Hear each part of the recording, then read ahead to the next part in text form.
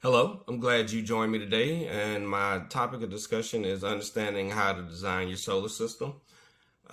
If you're new to the channel, please subscribe and hit the notification bell for notification when new videos are released. I'm trying to work on getting a regular output to my videos here. Pretty new to this, so excuse the blandness at first. Hopefully, it'll get better. Uh, Also, if you could use my Tesla referral code below if you decide to go with Tesla, and the information I provide you throughout the stream and future streams of content helps you, that helps me out. So I don't like a lot of, talking and all that stuff, so I'll just get right to it. I'll start off by giving you some information about my home. I currently live in Houston, Texas. So things that are provided in these videos are going to be kind of centric to the Southeast Texas region. You can extrapolate what you need to, fit your region as needed. But predominantly the information I'm providing is for the Southeast Texas region, but it's going to be general. So you'll be able to, apply that to your area as well. I'm a tech nut, so I got a lot of TVs. I got a lot of electronics in the home, so there's always a lot of power draw. And I have two small children who don't understand the concept of turning off a light when you're not in a room. Yeah, kids. And my solar system is a 18K solar array system from Tesla. And I have 40.5 kilowatts of battery storage, and the batteries are Powerwall 2 pluses. And again, all that is Tesla provided. I decided to go with Tesla for the warranty and the comfort of understanding that the system is going to be, the manufacturer is going to be around just as long as the system will for warranty coverages, lights and stuff like that.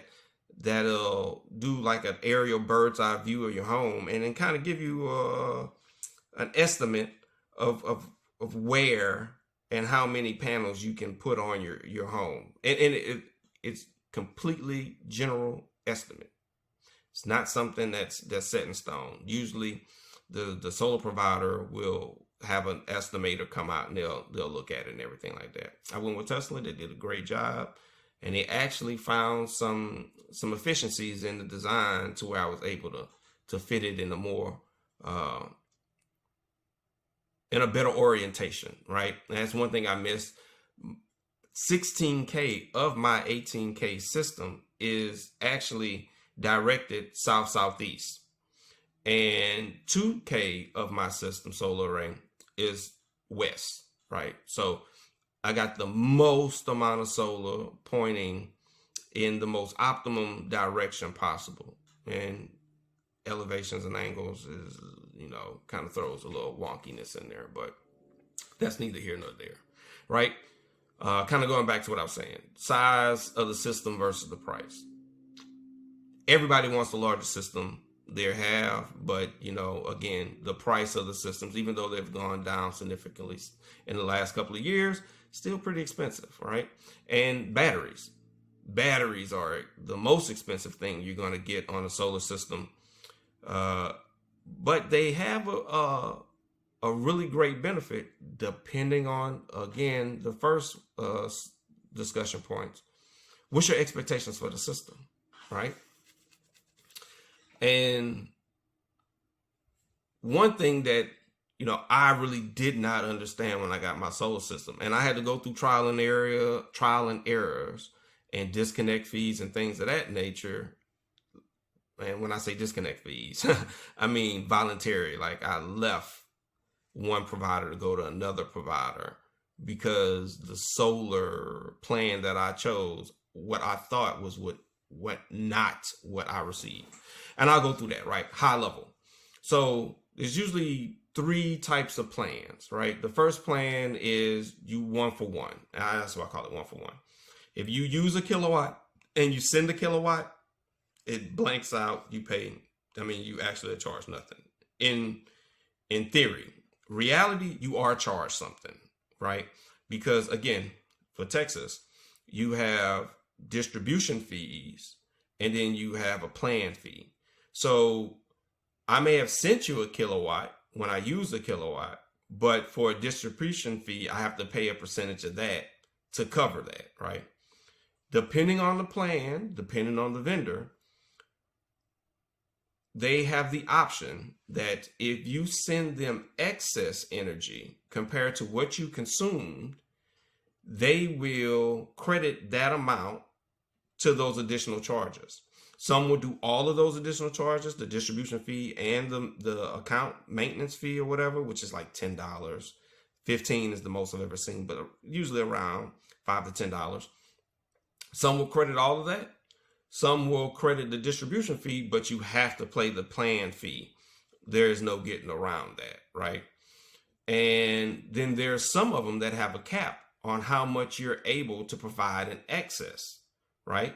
So say you use 2,000 kilowatts and you gave them 2,400, but they say they only allow you 20. Well, that's a bad analogy there, but they only allow you to give them access of, let's say, 100 watts, and that's notional. That's not exactly, but let's just say they only allow you to give them X amount of kilowatts. Once you exceed X amount of kilowatts, then you're just giving them free energy, right? So you got to look. So if you have a system that you're designing to reduce your reliance on the grid and you have a 1-for-1 plan, that may be perfect for you because you're you're covering what you're using at night with the excess that you're providing in the day, right? And if the system's small enough, you may have a small bill, but the majority of it is covered. And your solar bill for the equipment, if you don't purchase outright, is reasonable as well, right? Then there's market price plans, which what I'm on is, but I'm on VPP, when market price with Tesla, is where they give you the wholesale price of what the electricity is in that area, right? So, and it fluctuates throughout the day and throughout the season. So in the summer, I get the most. Usually it's probably an average time frame, probably like 5 cents a kilowatt. But there's times when, like in Texas this summer, we've had horrible heat, and the power grid has been struggling. So on the wholesale side, I was getting up to $5 a kilowatt that they were giving to me for the excess energy I was providing. But now I'm in the fall. I'm getting 1 cent, sometimes less than 1 cent, because there's such an abundance of power. A lot of people aren't really using their ACs, and people really haven't transitioned over to heat. And a lot of people in Texas don't have a lot of electric heat pumps. They have gas furnaces. So, so usually on the power grid, the strain isn't that bad in the fall. In the winter, like 2021, which was, I think, a freak occurrence to getting snow and stuff like that here in Texas. That's why the power was so expensive, because producers were actually shutting down because of the weather and stuff like that. So barring that, you get pretty crappy, prices during the fall, winter, and start of the spring, and you start to get better prices in the spring into summer. But the way my system is designed, my expectation was to eliminate my electrical bill as much as possible and provide that coverage during storm season. So my consumption during the fall, spring, and winter are so low that my batteries can cover me from the evening until the next morning, and my solar covers me throughout the day. So I'm effectively getting nothing from the grid during those 3 seasons. But in summer, I'm barely making it, at night, sometimes only going to half the night and then getting back on the grid. And then as the sun come out, I'm good. So there's still some energy being pulled from the grid during the summer, but in the other months, it's marginal or none at all. I mean, in other seasons, it's marginal or none at all, right?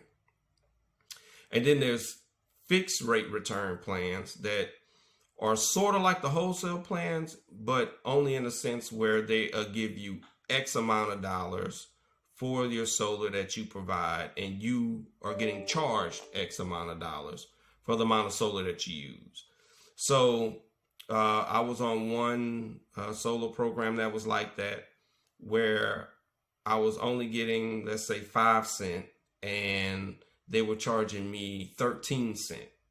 So during the summer and late spring, I'm paying more because what I need to provide them 3 times as much solar to blank out my bill, right? Because if it's 15 cent or 13.50, we'll say 15 cent, I'm buying at, and I'm only selling at 5. I got to make 3 times just to cover that, not including the fee for the plan, nor the transmission fees, right? Which adds up as well. So I had a bill during that time frame, and then in the winter, spring, and fall, early spring, I didn't have any bill because I was providing much more solar than what I was using, especially in the winter and the fall, which is kind of odd, but most systems produce less in the winter, but mine produces more because, again, my massive consumer of electricity is my AC units, right? And being down south, you use them the majority of the time, except for late fall, winter, and early spring, right? So I hope this video helps people really, understand and get some type of guideline as to what they need to do when building out, or thoughts they need to have when building out their system and designing their system. Is 1, understand your expectations, what it is that you truly want to do, right? 2, look at your expectations versus the actual cost, right? If you are trying to eliminate an electric bill, but the bill for your solar is more than your electric bill, what are you actually eliminating? You just created a larger bill for yourself, sometimes for 10 years or more, right? So maybe go smaller. Or if your expectation is to just provide that resiliency for your family in the time of power outages and, reduce your reliance on the grid, and you have the funds to make it, then maybe cost benefit analysis isn't that important to you. It's more the comfort of your family and yourself during those times is more important. Then by all means, that was my perspective, right? Because again, hurricane season comes every year for 2 to 3 months, and there's other storms outside of that as well. So my expectations wasn't more ROI specific, but more of comfort and my ability to sustain myself and my family and not be as reliant on the grid as everyone else. That was mine, right? And then understanding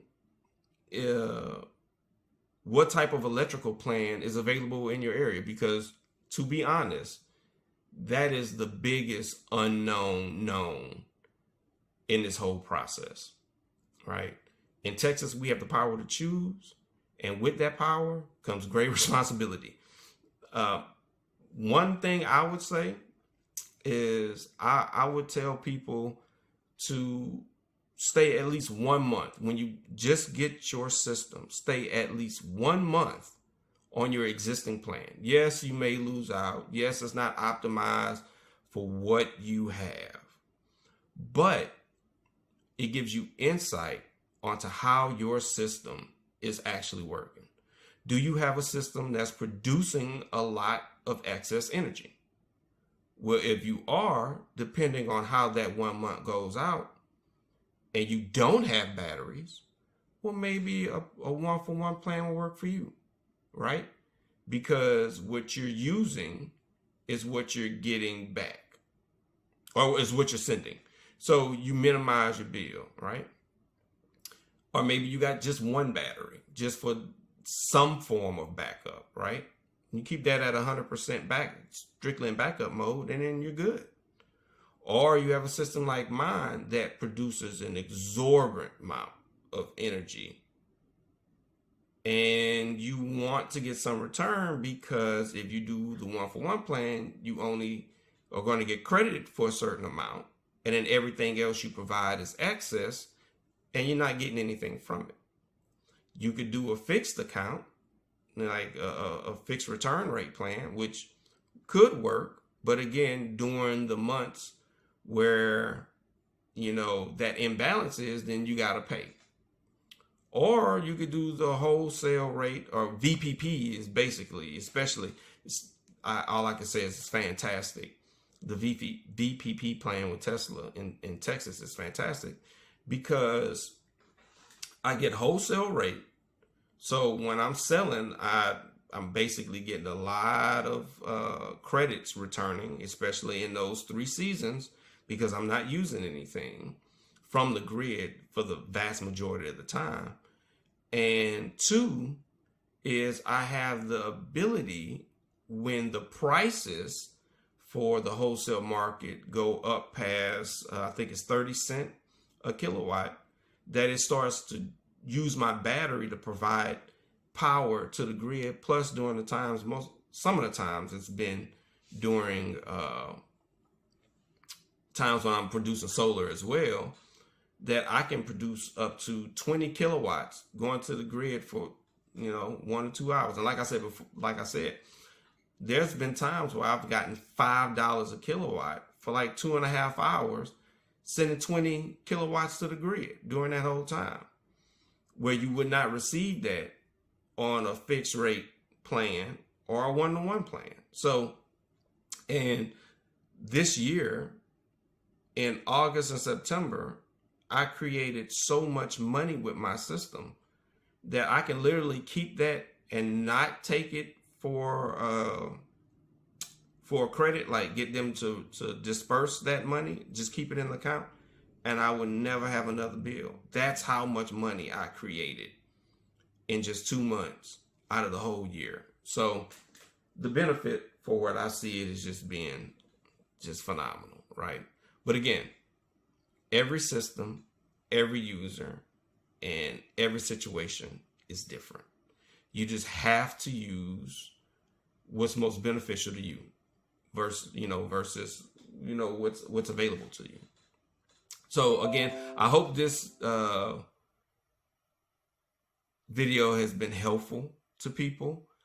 And if you have any questions or anything like that, feel free to leave a message down below, and I will reach out and respond to any messages. And there's a couple of other videos I'll be releasing as well to go in a little bit more detail. But these are the things I just, at a high level, want people to think about and start to investigate when you're thinking about going into solar.